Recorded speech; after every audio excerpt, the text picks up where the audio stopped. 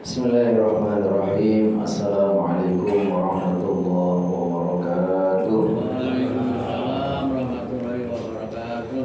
Alhamdulillahilladzi hadana lil Islam wal iman wal ihsan walladzi khassa ba'da ibadihi bit ta'ati wa ba'dahum bil asyan. Asyhadu an la ilaha illallah wahdahu la syarika lah. Syahadatan narju min Allah ar-rahmah wal ghufran.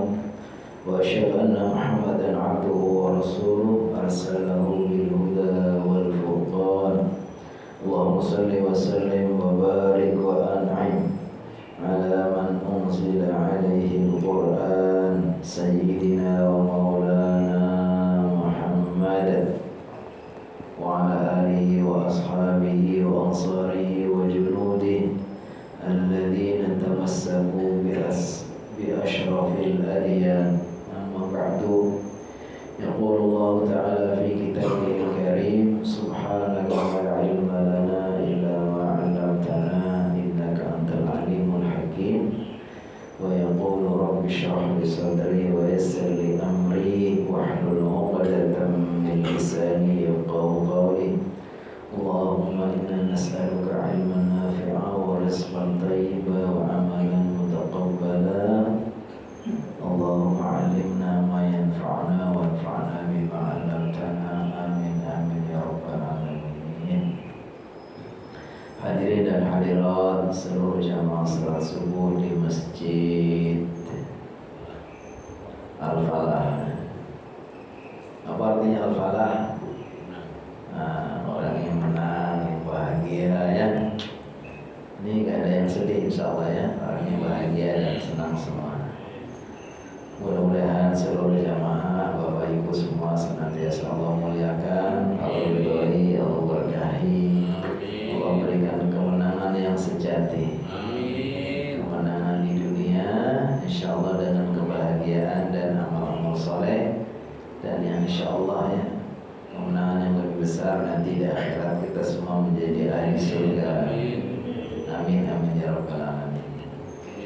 Kita bersyukur kehadirat Allah Subhanahu wa taala pada pagi yang penuh berkah ini. Allah senantiasa memberikan kesempatan ya kepada kita untuk beramal soleh. Salah satu nikmatnya yang seringnya orang lupakan itu, kata Rasulullah SAW, ada dua nikmat. Kata beliau, nikmatani maqbulun fihima katsirun minan nas.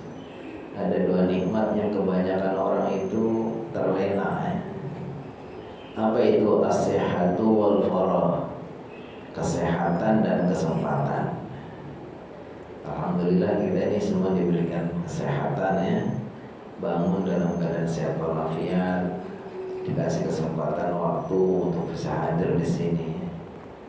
Kalau Allah nggak kasih kesempatan hadir, kita masya Allah susah ya. Tapi ada yang masalah, mudah-mudahan Allah membalas saya kebaikannya. Istilahnya walaupun begitu susah pun mengupayakan kita untuk bisa hadir. Alhamdulillah kita melanjutkan kajian Sirah Nabawiyah yang pekan lalu atau bulan lalu saya berhalangan hadir ya. Nah, maka karena hari ini sudah hadir kembali, bisa menyambungkan kembali, maka kita akan lanjutkan dengan harapan mudah-mudahan kajian kita, ibadah kita ini menjadi amalan yang rutin ya. Karena amalan yang rutin ini walaupun sedikit, kata Rasulullah SAW, itu lebih Allah cintai.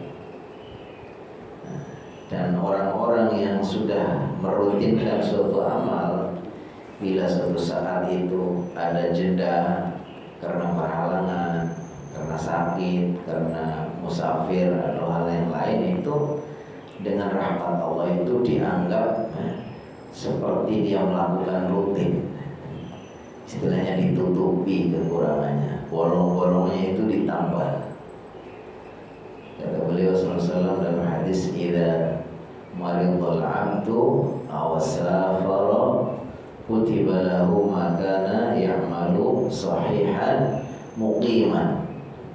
Ketika seorang hamba sakit atau bepergian, maka akan Allah tercatat sebagaimana dia itu hadir, dalam keadaan hadir melakukan amalan rutinnya.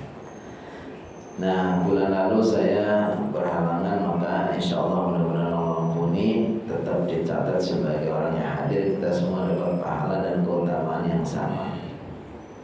Kajian sebelumnya kita telah membahas ketika baginda sallallahu alaihi wasallam umur 35 tahun itu ada satu peristiwa besar yaitu disebut dengan merenovasi Ka'bah atau membangun ulang Ka'bah.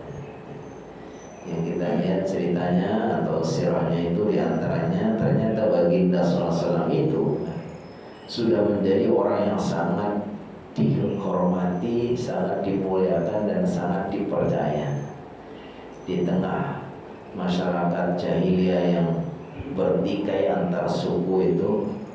Mereka saling berebut siapa yang paling pantas untuk mengembalikan posisi Hajar Aswad ini kepada tempatnya itu.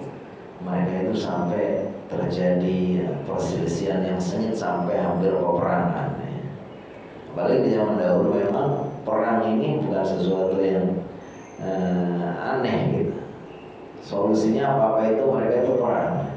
Di zaman dahulu itu dikit-dikit perang. Mungkin kalau kita sekarang mungkin kalau di sini antara kelompok manis ada tawuran gitu. Kalau di zaman dulu itu perang. Makanya mereka senang sekali kalau punya anak laki-laki nanti dilatih untuk memanah, untuk berkuda. Mereka memang nanti persiapan untuk bagaimana itu perang gitu. Zaman dulu itu gitu aja kan? Sehingga persoalan-persoalan kecil pun perang. Makanya sampai sekarang ada di dalam 1 tahun itu ada 4 bulan, namanya bulan-bulan haram. Minha arba'atun hurum, kata Allah Subhanahu wa taala, inna iddatash syuhuri 'indallahi 12 syahran fi kitabillah. Terus nanti disebutkan minha arba'atun hurum. Di antara 12 bulan itu ada 4 bulan yang haram-haram.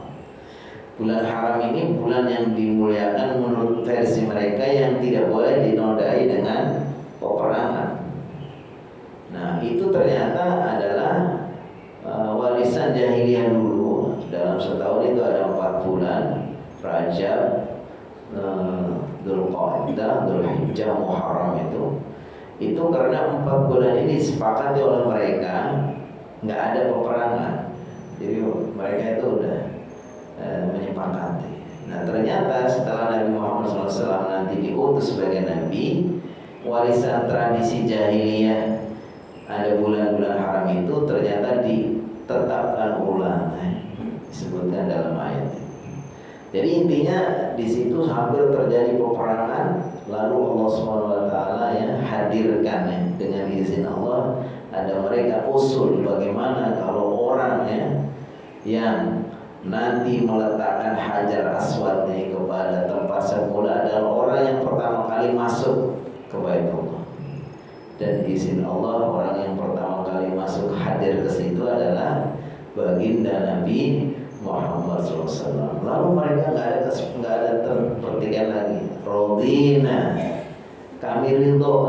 Mereka langsung setuju kalau Muhammad SAW pas yang hadir beliau. Jadi mereka semua ridho. Karena selama ini Nabi Muhammad itu dikenal orang yang sangat baik, sangat dipercaya, sampai mereka diberi gelar, sampai mereka memberi gelar dengan sebutan Al-Amin, orang yang sangat terpercaya. Kurang lebih ini berapa tahun kemudian Nabi Muhammad akan menjadi seorang nabi. Jadi walaupun belum secara resmi mendapatkan wahyu, tapi beliau sebetulnya ya sudah perilakunya, akhlaknya, kesehariannya juga memang sangat beda. Berbeda dengan umumnya pada saat itu, sangat berbeda ya kan. Makanya di sini disebutkan dalam bab ini kelanjutannya, babun fi suwarin min hifdillah subhanahu wa ta'ala li nabiyhi Muhammad sallallahu alaihi wasallam qaula al-bi'tsah.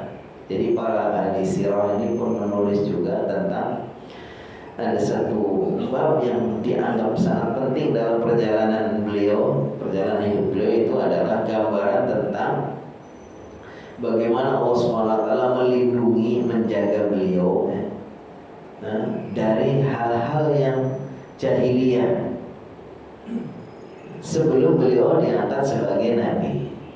Jadi sebelum beliau diangkat sebagai nabi, sebagai rasul kan beliau memang hidup di zaman jahiliyah. Jahiliyah itu diambil dari kata-kata jahil. Jahil itu artinya bodoh atau tidak tahu.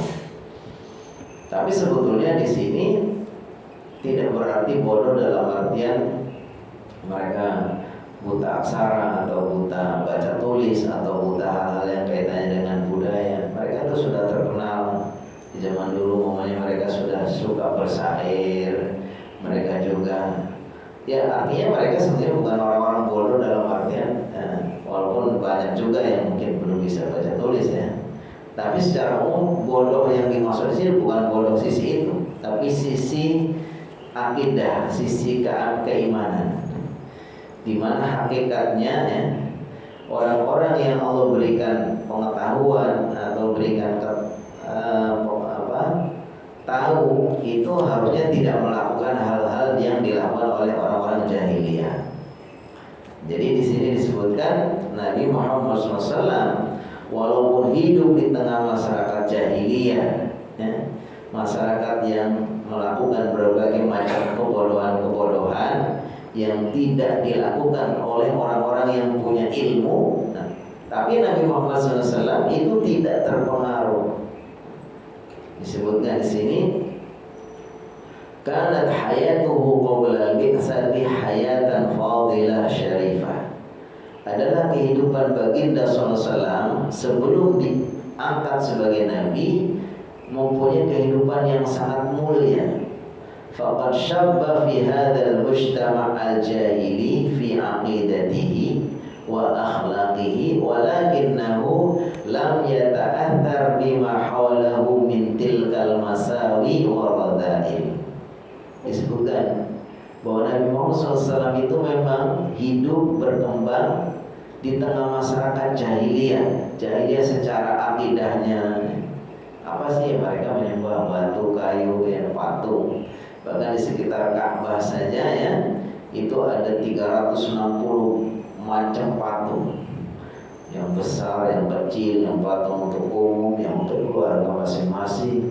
Yang ada Hubal, yang ada Manat, yang ada Lata, ada Uzza, itu Tuhan mereka dipasang di dekat Ka'bah. Jadi jahiliyah. Wal jahiliyah fi akhlaqihi, dan jahiliyah juga dari sisi akhlaknya, akidahnya jahiliyah. Kemudian perilakunya jahiliyah. Walakinnahu lam yata'athar bima hawla, tetapi kehendak Allah, izin Allah ya, kemauan Allah, Nabi Muhammad itu tidak terpengaruh, tidak tertular, tidak ikut-ikut dengan apa yang ada sekitarnya. Jadi dalam sisi hal-hal yang sifatnya berlawanan dengan syariat ya, adat istiadat yang bertentangan dengan syariat itu Nabi Muhammad SAW tidak ikut-ikut. Tapi dalam hal-hal tertentu ya, tadi membangun Ka'bah, kemudian ada perang Hilful Fudul, ada berbagai macam aktivitas masyarakat sosial itu yang memang Nabi Muhammad SAW itu ada di tengah masyarakat mereka, ya ikut gitu. Tapi ketika sudah berbicara perilaku jahiliyah, apa itu nyembah patung, kebiasaan berjudi, mabuk, atau pokoknya berbagai macam perilaku terlarang dalam agama ya, yang nanti ditetapkan dalam agama Islam, itu Nabi Muhammad SAW tidak ikut-ikut. Ya, di sini dikatakan lam yata'athar bima hawlahu min tilkal masawi wa radha'il. Adalah Nabi Muhammad SAW tidak terpengaruh, tidak tertular, tidak ikut-ikut dengan masyarakat sekitarnya, bebas dari berbagai macam al-masawi, keburukan, waradha'il, dan kehinaan. Ini ada gambaran beberapa perilaku jahiliyah yang pasti saat itu ada. Nah, ini disebutkan oleh para ahli ilmu, ahli sirah ini. Nabi Muhammad SAW digambarkan Nabi Muhammad itu bebas dari perilaku jahiliyah berikut ini. Contohnya umpamanya apa? Perilaku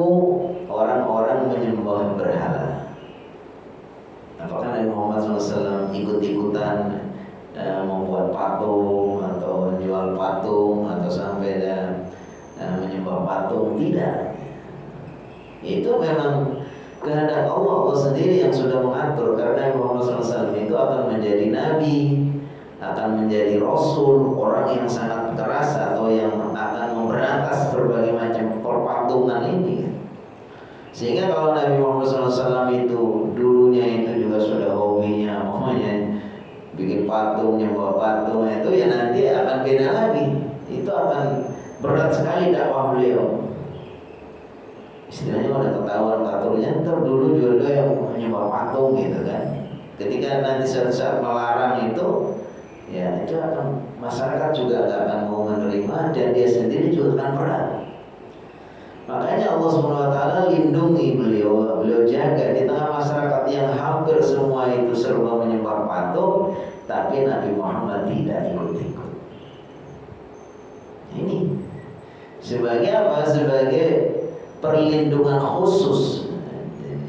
Nabi Muhammad memang manusia, anaknya manusia, punya ayah, punya ibu, punya sifat basyariah, ya, kebiasaan manusia, makan, minum dan seterusnya. Tapi beliau itu khusus, dapat perlindungan khusus yang tidak dimiliki oleh manusia-manusia lain. Karena beliau akan menjadi manusia yang terbaik di muka bumi ini, mempunyai akhlak yang paling agung. Dan Allah sendiri katakan, wa innaka la'ala khuluqin 'azim. Sungguhnya engkau Nabi Muhammad mempunyai akhlak yang sangat agung. Jadi tentu hal-hal yang akan menjadikan beliau itu hina atau akan menyulitkan dakwah beliau kelak ketika sudah menjadi nabi, maka Allah Subhanahu wa taala Allah lindungi. Karena yahtaqiru hadhil asnam allati ya'buduha qaumuhu wa yudriku annaha la tanfa'u wa la tadur. Faqad kana yawman ma'ahu maula Zaid bin Harithah wa kana lahu sanam min nuhas yuqalu lahu Isaf wa Naina. Disebutkan Baginda SAW itu menghinakan dalam artian tidak mempercaya kepada berhala-berhala yang disembah oleh kaumnya pada waktu itu. Dan Nabi Muhammad SAW memahami betul bahwa patung-patung itu tidak memberi manfaat, tidak memberi madarat. Sampai disebutkan di sini, diriwayatkan dalam hadis ini diriwayatkan Imam Bayhaqi, kemudian dijelaskan oleh Ibnu Katsir dalam kitab Al-Bidayah wa Nihayah. Nah, ini disebutkan bahwa Nabi Muhammad suatu ketika bersama Maula itu budak yang dimerdekakannya, namanya Zaid bin Harithah. Suatu ketika pergi bersama beliau, Zaid bin Harithah berangkat bersama Nabi Muhammad SAW, mengikuti atau bersama orang-orang yang kebanyakan mereka bertawaf untuk ada yang mengusap-usap patung, ada yang meratap menyembah patung dan sebagainya. Tapi Rasulullah SAW itu ketika beliau datang ke tempat mereka itu, Nabi Muhammad SAW mengingatkan kepada Zaid bin Harithah. Kemudian beliau mengatakan la tamassu, jangan sentuh dia. Jadi Zaid bin Harithah menceritakan bagaimana ketika dia bersama Nabi Muhammad SAW di zaman jahiliyah, yang pada waktu itu memang kondisinya semua orang di sekitarnya sedang beribadah, nyembah patung, ada yang mengusap-usap, meratap. Tapi Nabi Muhammad SAW mengingatkan kepada Zaid bin Harithah itu, kamu jangan ikut-ikut, kamu jangan ikut menyentuh. Sampai akhirnya disebutkan di sini Zaid bin Harithah dia mencoba mengikuti, terpengaruh oleh mereka mau mengikuti. Nabi Muhammad SAW marah lalu mengatakan, alam tanhahu, bukankah saya sudah melarang kamu? Setidaknya Nabi Muhammad SAW itu ternyata punya sikap bahwa beliau sendiri walaupun mungkin belum berani atau nggak punya kesempatan atau belum waktunya untuk mencegah mereka menyembah patung, tapi secara pribadi beliau itu sudah tidak setuju. Ya, ini bagian dari kehendak Allah, skenario Allah Subhanahu wa taala, karena Nabi Muhammad SAW itu akan mengajarkan tauhid. Tauhid itu mengesahkan Allah lah satu-satunya yang berhak untuk diibadahi. Allah lah satu-satunya yang menciptakan, yang menghidupkan, yang mematikan, yang memberi manfaat, yang memberi mudarat, yang mengatur semua ini. Bahwa Allah SWT satu-satunya dengan ajaran asyhadu an la ilaha illallah wa asyhadu anna muhammadar rasulullah. Tentu menyembah berhala atau mempertuhankan yang lain ini sangat bertentangan.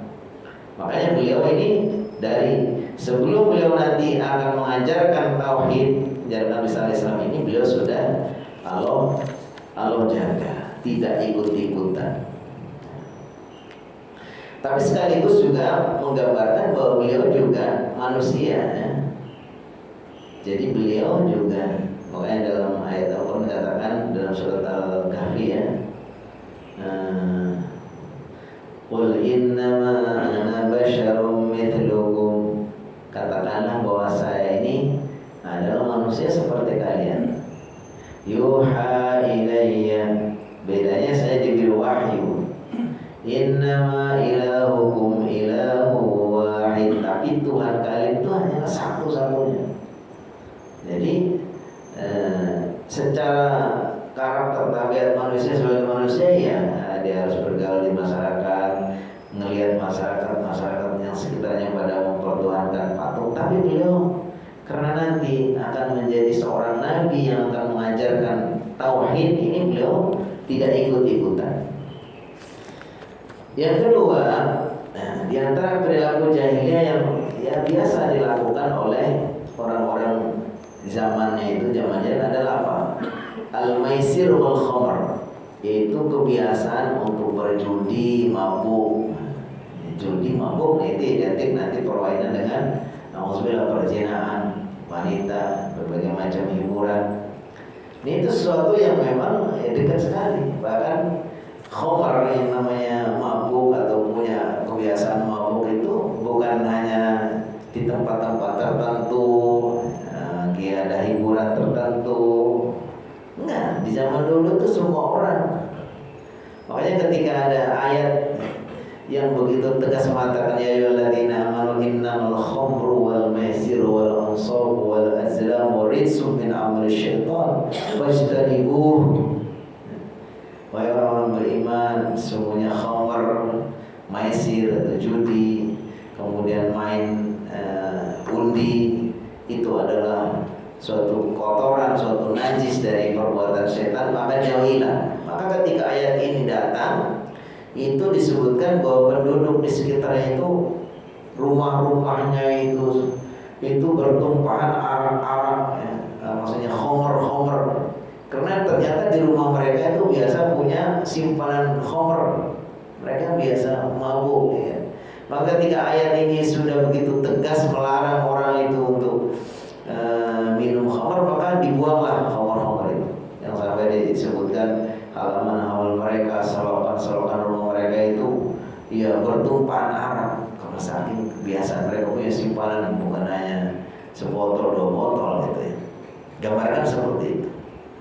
Nah, ternyata itu sesuatu yang susah sekali, udah begitu dekat ya. Makanya kalau kita membaca ayat tentang proses pelarangan khamr itu melalui 3 tahap. Ada ayat ngomongnya yas'alunaka 'anil khamri wal maisir qul fihima ithmun kabirun wa manafi'u lin-nas wa ithmuhuma akbaru min naf'ihima.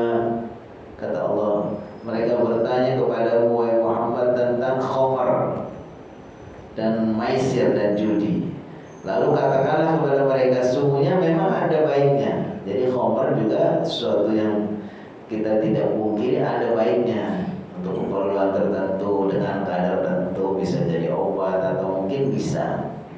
Tapi disebutkan ada ismun kabirun wa manafiun, ada dosanya, ada manfaatnya. Tapi dikatakan wa ismuhuma akbaru min naf'ihima. Tapi dosanya, keburukannya itu lebih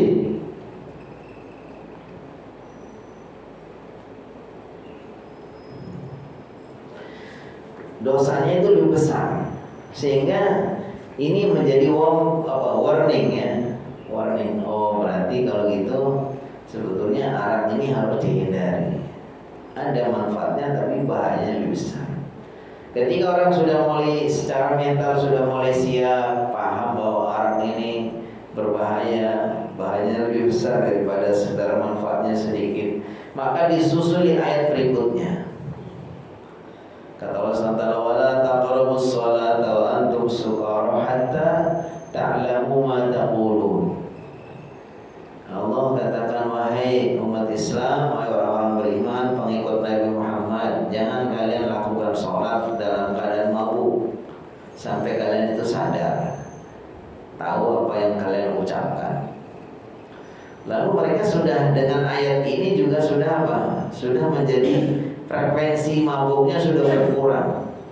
Kalau kita sholat ya dalam hari yang dalam satu hari semalam itu 5 kali yang wajib-wajib gitu, dan jeda waktu sholat itu kan ya nggak lama gitu, zuhur ke asar kan pendek itu, asar ke maghrib ke isya gitu kan pendek. Sehingga orang itu kalau mau mabuk, waduh nanti jangan-jangan datang waktu sholat nih mabuk saya belum sadar nih. Akhirnya gimana? Itu sudah mengurangi. Paling mereka kalau mabuk kapan waktu yang panjang? Antara isya sampai subuh. Akhirnya ya minimal itu berkurang. Biasanya mabuk mulu itu di rumah banyak araknya itu, banyak khamarnya. Dan dengan ayat ini kemudian menjadi mabuknya jarang. Mungkin mabuk malam saja gitu ya, karena nanti subuh udah sembuh. Mabuk tidur nanti bangun sudah bisa subuh. Di awal-awalnya itu begitu. Jadi pengharaman khamr ini ya, ini bagian dari strategi dakwah ini juga bertahap. Ya pelajaran dari kita juga kalau kita mau mendakwai orang juga bertahap gitu. Jangan langsung gaspol gitu. Kita baru diajari ngaji dikit-dikit langsung disuruh ini, disuruh itu, dilarangin dari itu, pelan-pelan. Ya kan? Jadi pelan-pelan. Nabi Muhammad SAW kalau kita melihat di sini juga begitu. Dalam kondisi masyarakat pun nggak bisa dipisahkan dari kehidupan itu, dari bagian dari hidup mereka itu, khamar itu. Akhirnya bertahap lah. Sampai akhirnya ketika datang ayat yang sudah jelas, innamal khamru wal maisiru wal ansabu wal azlamu rijsum min amali syaitan fajtanibu. Tinggalkan, maka baru kemudian mereka sudah secara total meninggalkan khamar. Nah ini yang ingin saya sampaikan, bahwa di zaman dahulu itu begitulah arak itu, khamar itu di tengah masyarakat. Tapi Nabi Muhammad itu nggak ikut-ikut. Kok bisa begitu ya? Ya bisa aja, memang itu Allah yang mengatur. Sama dengan ada orang umpamanya satu kebiasaan, di masyarakat semua keluarganya biasa merokok gitu. Tapi ada orang yang memang kena rokok dikit itu langsung nggak mau mabuk, langsung gitu, langsung pusing apa gitu. Ada. Ya ini gambaran. Tapi mungkin untuk orang biasa ya. Dimana semua orang keluarga yang merokok semua, masyarakatnya merokok semua. Kita pergi ke tempat kumpul, tahlilan, ngaji, depannya juga rokok semua. Tapi ada orang-orang yang menjaga. Jadi yang saya gambarkan, ya bisa aja Nabi Muhammad SAW walaupun masyarakatnya semua pada mabuk, dia enggak ya. Karena ini kaitannya dengan strategi beliau ini, kehendak Allah untuk menjaga. Beliau ini manusia yang terbaik, nanti akan mendapatkan tugas yang sangat mulia, ya. Maka harus dibebaskan dari hal-hal yang bisa menodai, mengurangi kemuliaan beliau. Makanya disebut di sini lam yashrab khamran qattu wa la tarafa fahishatan wa la syaraka fi maisirin aw lahwin abidin batilin. Beliau itu tidak pernah minum khamr sedikit pun, dan beliau tidak pernah melakukan fahisyah. Fahisyah itu perbuatan hina ya, kaitannya dengan hubungan dengan lawan jenis. Ya, berbagai macam perilaku menyimpang dengan orang yang tidak halal dalam kaitannya dengan kawan, beliau enggak pernah sama sekali. Wala syaraka fi maisirin aw lahwin, tidak pernah ikut-ikutan berjudi, aw lahwin abidin, atau melakukan hal-hal yang sia-sia yang tidak ada gunanya. Ma'annahu yukhalitu qaumahu, padahal beliau itu juga bergaul dengan kaumnya. Ini kan. Jadi kalau kita lihat ya di sini beliau karena nanti akhirnya akan menjadi seorang nabi yang mendakwai kaumnya, akan mau menjadi pemimpin mereka. Jadi bukan berarti ujug-ujug datang. Jadi di zaman jahiliyah Nabi Muhammad pun sudah bergaul dengan mereka, di tengah mereka. Wa ya'ishu ma'ahum, dan mereka ya Nabi Muhammad hidup bersama mereka. Wa yusyarikuhum fi sa'iri umurihim al-'adiyah al-mubah.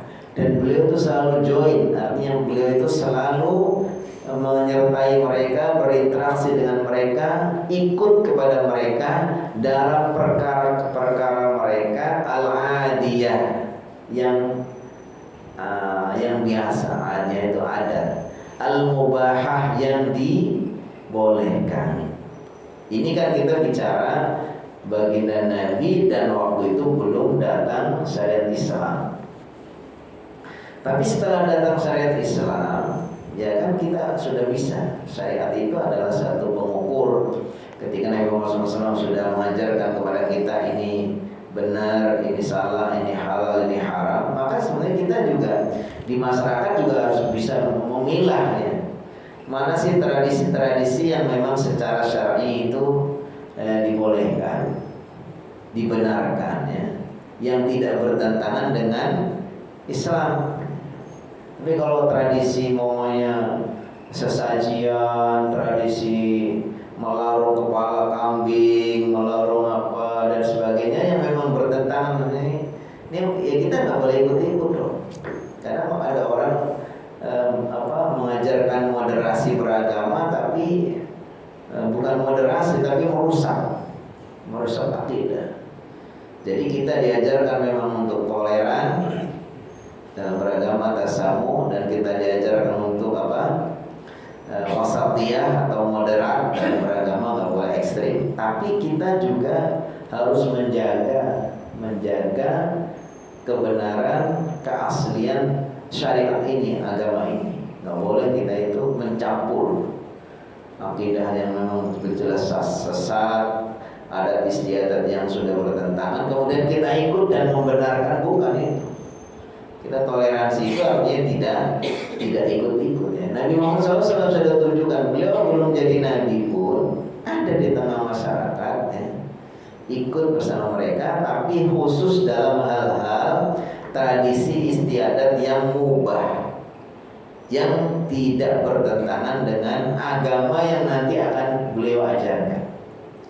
Jadi kesimpulannya Nabi Muhammad SAW itu tidak ikut-ikut dalam urusan-urusan mabuk, judi dan sebagainya, tapi beliau tetap bersama masyarakat dalam hal-hal yang tidak bertentangan. Karena ini kaitan dengan strategi beliau dakwah nanti. Kita bayangkan kalau beliau itu orang tiba-tiba dulunya nggak ikut apa-apa gitu, anti banget, tiba-tiba dia mau masuk ke masyarakat untuk memberikan pencerahan, mengajar, mesti masyarakat nggak mau, kan orang. Jadi ya salah satunya itu beliau harus ada di tengah masyarakat. Makanya dalam hadis ini tentu ya sudah Nabi Muhammad sudah menjadi nabi. Kata beliau diantaranya beliau mengatakan al-mu'min alladhi yukhalitun nas wa yasbiru ala adahum khairun wa ahabbu ila Allahi minal mu'min alladhi la yukhalitun nas wa la yasbiru ala adahum. Ini diantara adalah kelanjutan apa yang beliau lakukan di zaman jahiliyah sampai kemudian beliau jadi nabi. Diantaranya apa kata beliau? Seorang mukmin yang mau bergaul dengan masyarakatnya dan dia sabar atas apa yang diterima dari masyarakatnya. Yang namanya juga orang banyak ya kan, sering berbeda pendapat, apa yang mereka lakukan kadang sering bertentangan dengan perasaan batin kita, bahkan ada yang bertentangan dengan agama kita. Tapi kata Rasulullah SAW, orang mukmin yang tetap sabar di tengah mereka itu khairun wa ahabbu ilallah, lebih baik dan lebih dicintai Allah minal mukmin, daripada orang mukmin alladzi la yukhalitun nas, yang tidak mau bergaul dengan manusia dan tidak sabar atas derita yang diterima dengan mereka. Mau apa ini yang saya malas di sini orang yang pada itu semua. Dia merasa paling baik. Nah, yang pokoknya hanya sendiri aja baiknya. Datang ke masjid, paling soleh, paling duluan. Habis itu salam pergi. Nggak pernah berurusan. Kenal aja enggak, salaman enggak. Masyarakatnya kan. Karena merasa tidak level. Mereka merasa ngapain saya tuh sama mereka itu orang bamanya. Itu tidak baik juga karena dia orang mukmin. Kan orang mukmin artinya dengan keimanannya dia istimewa sekali. Tapi alangkah lebih baiknya kalau dia itu sabar, mau di tengah masyarakatnya, mau menerima kondisi yang ada ya, tanpa harus ikut-ikut dan apalagi sampai membenarkan. Yang tidak boleh itu kalau kita ikut-ikut, yang jelas-jelas itu salah kita ikut-ikut atau kita justru mendukung membenarkan. Ya, makanya kita ada ajaran toleransi, tasamuh, ada ajaran wasatiyah. Supaya membangun moderasi dan toleransi di masyarakat, tapi bukan berarti mengorbankan. Nah, makanya kita diajarkan nanti si pedoman toleransi itu sejauh mana.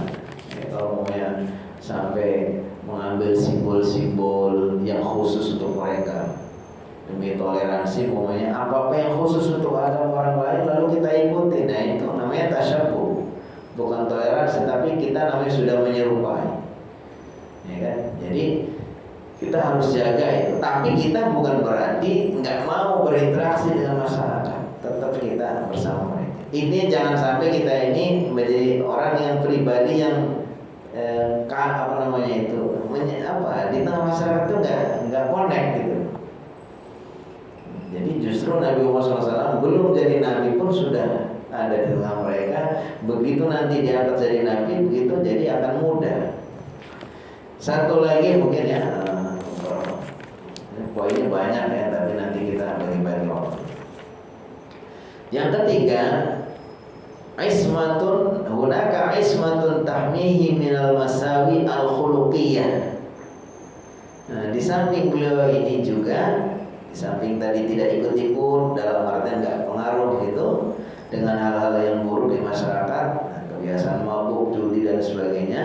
Tapi Nabi Muhammad SAW punya ismah, satu perlindungan khusus, tahmihi minal masawi al-khuluqiyah, yang Allah lindungi dia dengan dari perilaku-perilaku atau khuluq, dari perilaku akhlak al-masawi yang buruk. Jadi Nabi Muhammad SAW jadi memang mendapat perlindungan khusus dari Allah dari akhlak yang buruk. Jadi akhlak itu apa sih? Akhlak itu sesuatu yang tercermin dalam diri manusia, baik itu perkataan, perbuatan, sikap yang lain itu, yang keluarnya secara spontan, yang tidak dibuat-buat. Jadi apa yang keluar dari diri kita, perkataan kita, perbuatan kita, sikap kita yang keluar, tapi keluarnya memang alami, itu namanya akhlak. Alami itu maksudnya bukan kita sedang bersandiwara. Kalau kita ngomong dibuat bagus-bagus, wajah kita jadikan seperti, ya pokoknya kita berpura-pura, itu bukan akhlak. Karena akhlak itu adalah sesuatu yang keluar dari diri kita dalam bentuk alami. Nah makanya yang keluar dari diri kita ini ada yang baik, secara alami memang baik, ada yang buruk. Ketika baik kita sebut dengan akhlak al-karimah, al-akhlakul karimah. Nah, ketika yang keluar dari diri kita ini adalah yang buruk-buruk, itu namanya akhlak radilah atau madmumah, akhlak tercela. Nah, tapi biasanya memang karena sudah umum, kalau orang menyebutkan akhlak itu identik dengan yang baik. Oh, dasar anak nggak berakhlak, maksudnya nggak berakhlak baik. Padahal semua kita berakhlak. Kita semua apa yang ada dalam diri kita, yang tercermin dalam diri kita itu ya akhlak namanya. Apa ketika ngomong kita ini baik apa tidak, itu ya akhlak. wajah kita ketemu orang itu bagaimana, senyum atau tidak, itu akhlak. Ketika kita ketemu menyapa atau tidak, itu akhlak. Nah, itu ketika keluarnya yang baik, yang mulia, yang sesuai dengan ridha Allah ya, atau yang diajarkan dalam Islam ini, maka akhlak mulia. Kalau yang keluar yang buruk-buruk, namanya akhlak tercela. Nah, Nabi Muhammad SAW itu karena akan menjadi orang yang paling baik akhlaknya, disebutkan wa innaka la'ala khuluqin 'azim, sungguhnya engkau adalah orang yang paling mulia, yang punya akhlak yang paling agung ya. Kemudian beliau juga mengatakan inna ma bu'ithtu li utammima makarimal akhlak, sungguhnya aku diutus untuk menyempurnakan akhlak. Maka tentu beliau ini dilindungi dari berbagai macam akhlak yang buruk. Ini kita nggak bayangkan kalau Nabi Muhammad SAW sudah ketahuan kartunya bahwa dia dulu sudah nggak bagus, ya kan? Istilahnya orang sudah tahu aibnya waktu masih sebelum jadi nabi, maka orang akan susah menerima dakwah beliau. Beliau sendiri pasti mungkin ya, kita nggak bayangkan beliau udah sempurna begitu, akhlaknya sangat bagus pun ketika sudah jadi nabi itu orang terus berbalik menuduh Nabi Muhammad ini orang gila, Nabi Muhammad itu tukang sihir, Nabi Muhammad itu anaknya, pokoknya dijelek-jelekan. Padahal beliau itu dulunya orang yang paling baik, nggak pernah melakukan suatu aib. Itu pun sudah dicela seperti itu oleh orang-orang yang tidak beriman tentunya. Apalagi ini kita bayangkan, andai beliau ini dulunya sudah ketahuan aibnya, itu akan lebih parah lagi dan orang mungkin nggak akan ada yang percaya. Apa Muhammad, dia sendiri juga begitu, sekarang ngajarkan gitu. Sedangkan dulu nggak pernah dia itu melakukan yang hina saja, begitu mengajarkan Islam, begitu langsung dicaci maki, dicerca berbagai macam keburukan untuk dilabelkan ke beliau.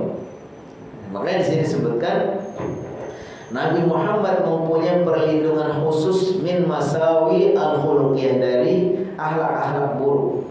Wa fi Sahih Bukhari, dalam kitab Sahih Bukhari, an Jabir bin Abdullah, dari sahabat Jabir bin Abdullah radhiyallahu anhu, semoga Allah meridhai mereka. Lamma buniyat. Nah, ini disebutkan, ini kisahnya kalau nggak salah sirah ini sudah kita bahas. Jadi ketika Nabi Muhammad SAW bersama masyarakatnya sedang merenovasi Ka'bah itu, Nabi Muhammad ikut bersama mereka ngangkatin batu, ya kan? Ngangkatin apa yang diperlukan, ya kan? Jadi hadir di tengah masyarakat. Sampai disebutkan di sini Nabi Muhammad sedang bersama Abbas. Abbas ini umurnya mungkin nggak jauh dari Muhammad SAW umurnya, tapi beliau itu adalah paman. Jadi adiknya ayahnya, Abbas bin Abdul Muthalib. Bersama pamannya itu, dia itu ikut ngangkat-ngangkat batu. Ketika pamannya itu ya punya usul atau menyuruh, Muhammad, kamu ini aja, sarung kamu itu kamu taruh aja, buka sarungnya, lepaskan sarungnya mungkin gitu. Kemudian kamu jadikan sebagai alas di sini, alas batu biar nggak terlalu sakit. Baru diusulkan seperti itu, suruh buka sarung. Apa yang terjadi? Nabi Muhammad seketika itu juga pingsan. Nabi Muhammad pingsan. Lalu begitu sadar dia langsung, artinya apa? Sampai kebuka auratnya saja Nabi Muhammad SAW di tengah masyarakat itu Allah jaga, Allah lindungi. Ini disebutkan di sini. Dhahaban Nabi wa Abbas yang qulanil hijarah. Nabi Muhammad dan Abbas dua-duanya itu mengangkat batu. Faqala Abbas lin Nabi, Nabi Muhammad SAW, Abbas berkata kepada Nabi, ij'al izaraka ala raqabatik yaqika min al-hijarah.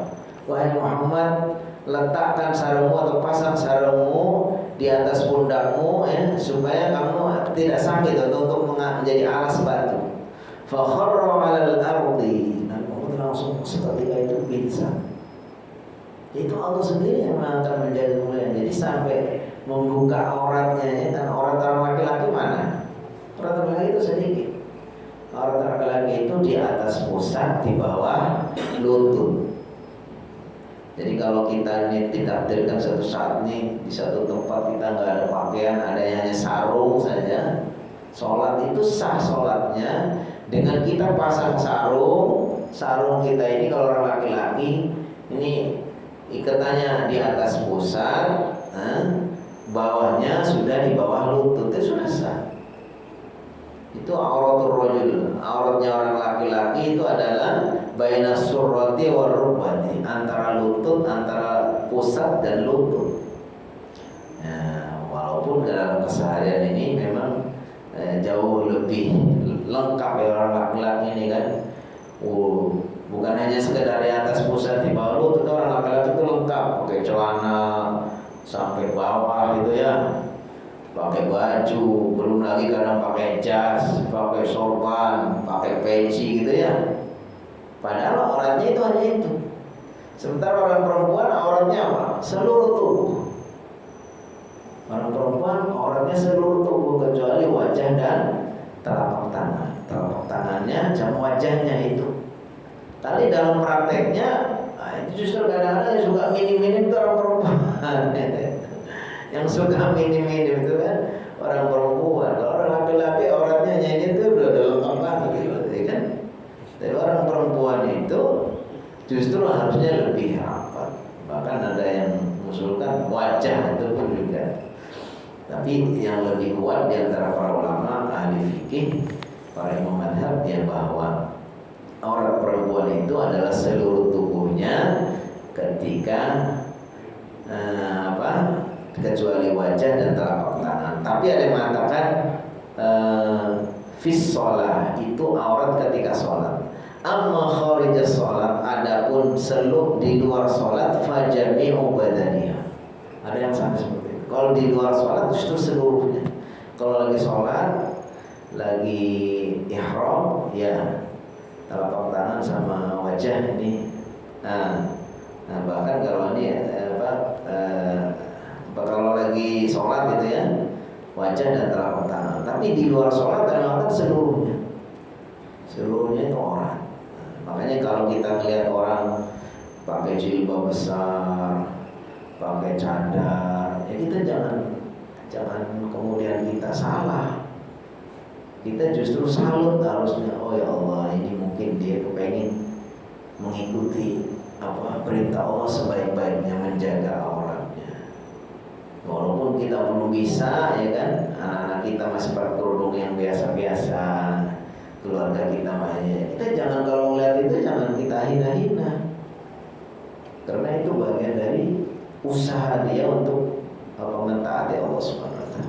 Jadi intinya bahwa Nabi Muhammad SAW itu sampai urusan aurat saja beliau betul-betul terjaga. Seorang laki-laki di tengah masyarakat jahiliyah, mungkin orang udah biasa ya.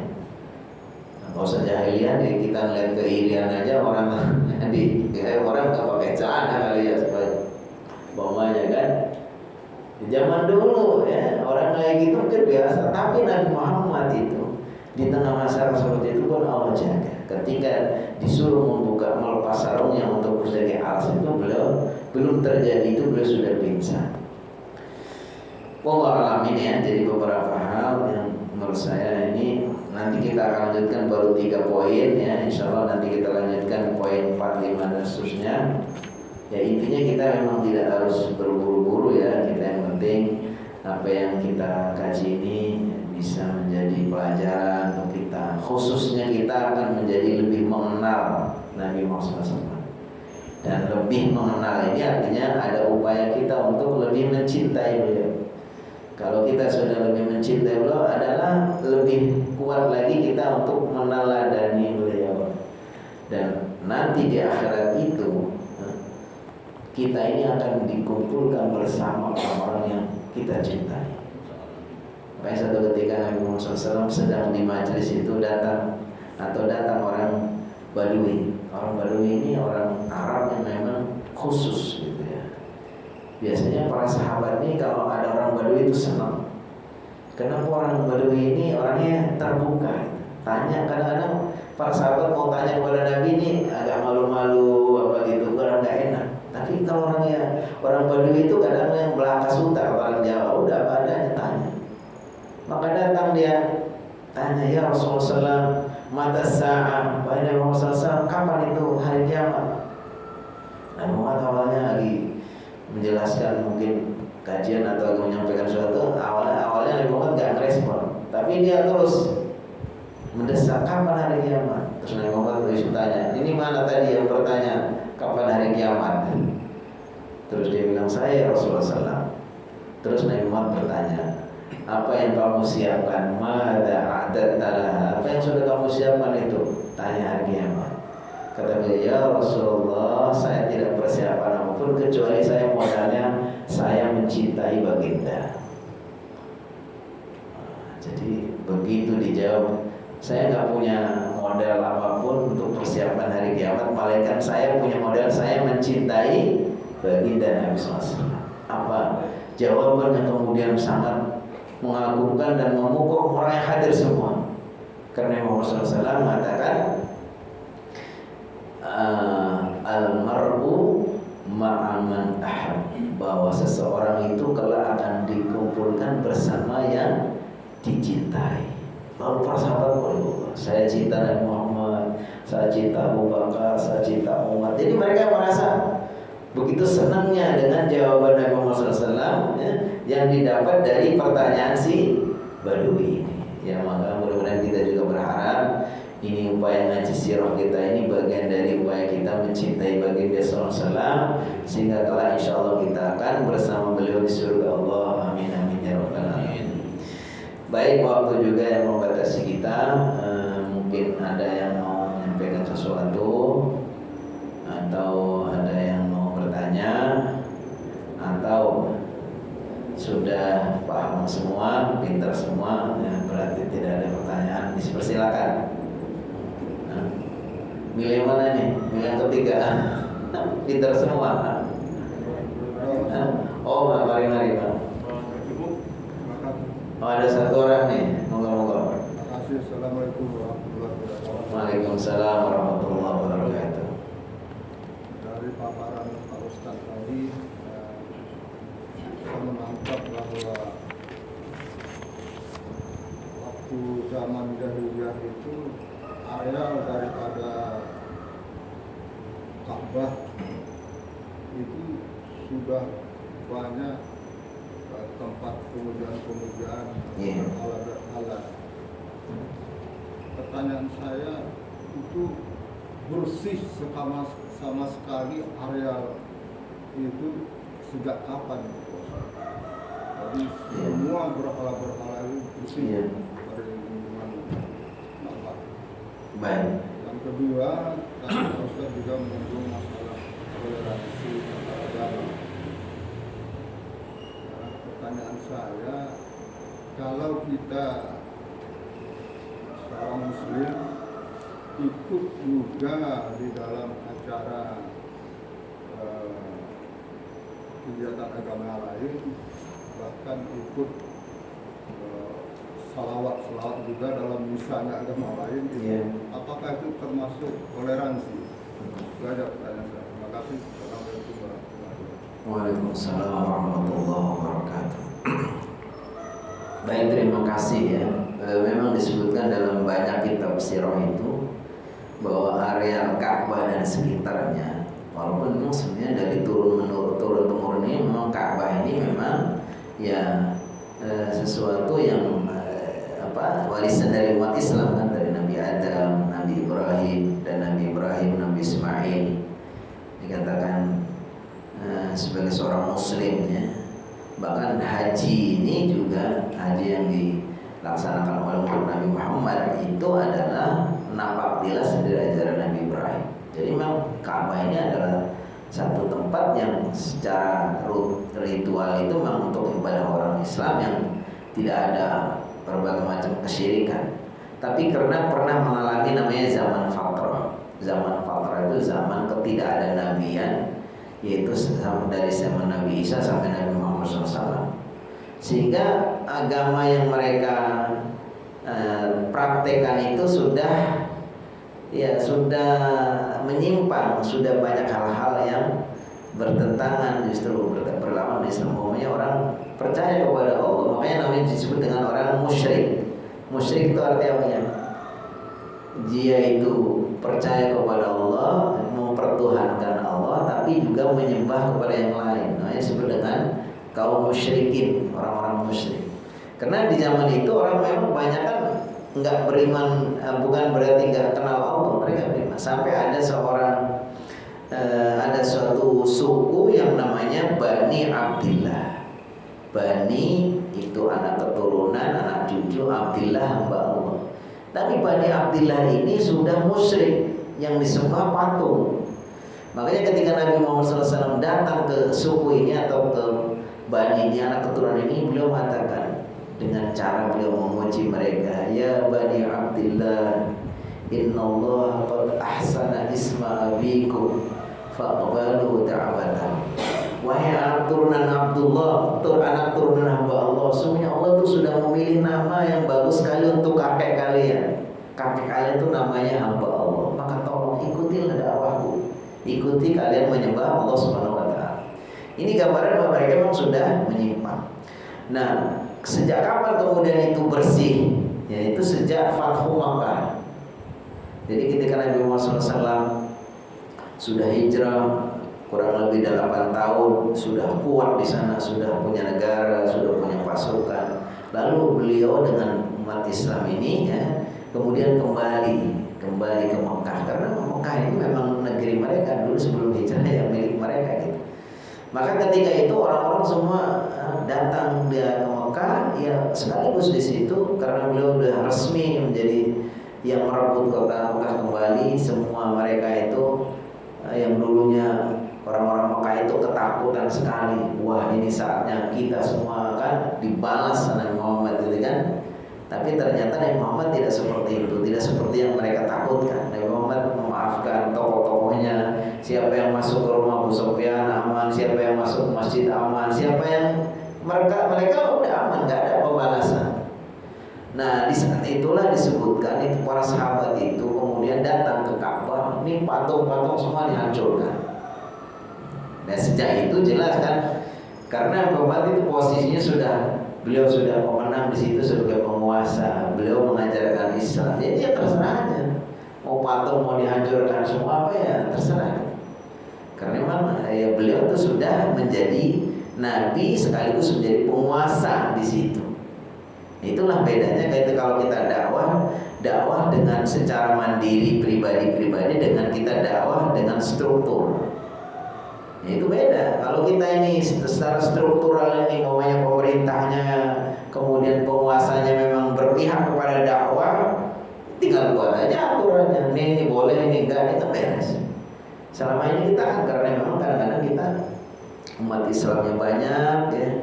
Umat Islam punya keyakinan, kesadaran seperti ini nih, nggak boleh ini dilarang ini kan.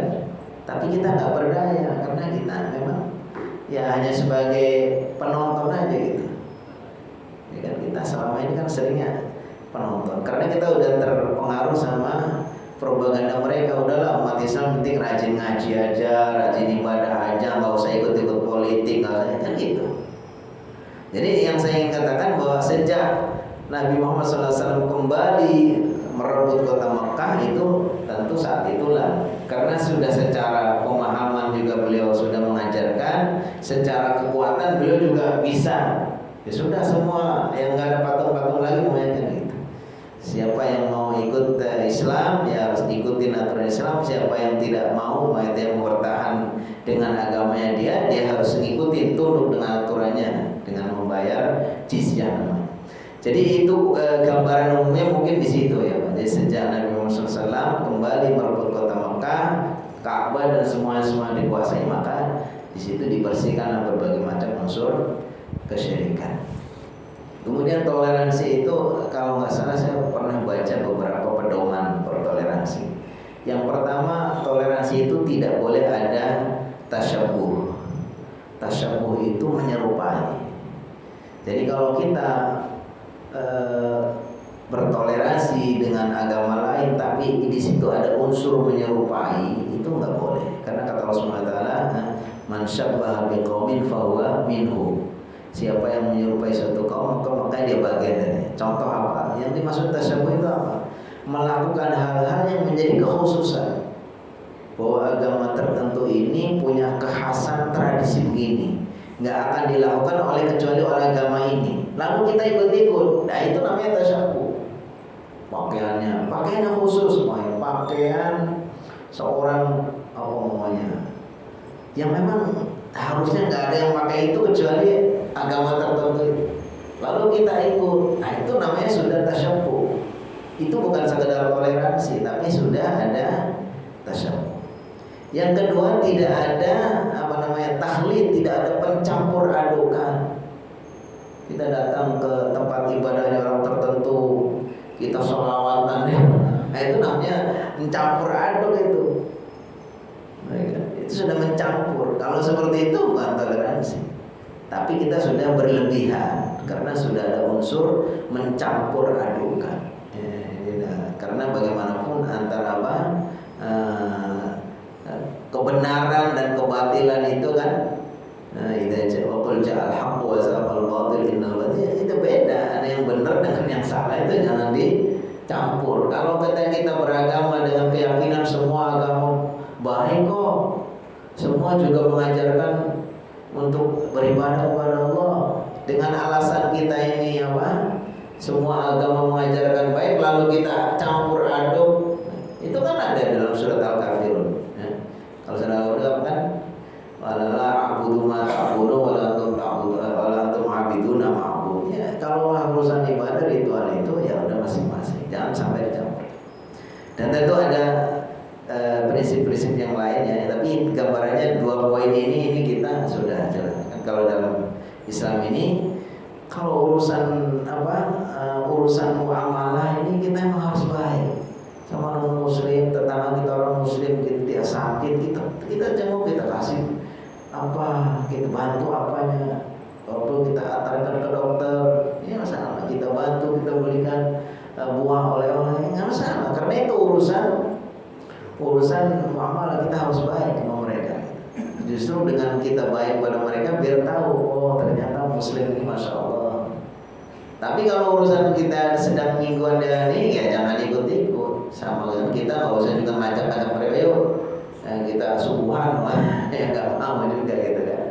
Nah, kecuali udah sadar dulu boleh kita ajak subuhan gitu. Jadi intinya gampangnya itu kalau jangan ada sampai menyerupai yang sifatnya khususan mereka, jangan ada mencampur adukan, jangan urusan ikut-ikut dalam urusan ibadah. Tapi kalau urusan interaksi muamalah kita sebagai masyarakat, ya itu sangat bagus, ya kan, boleh.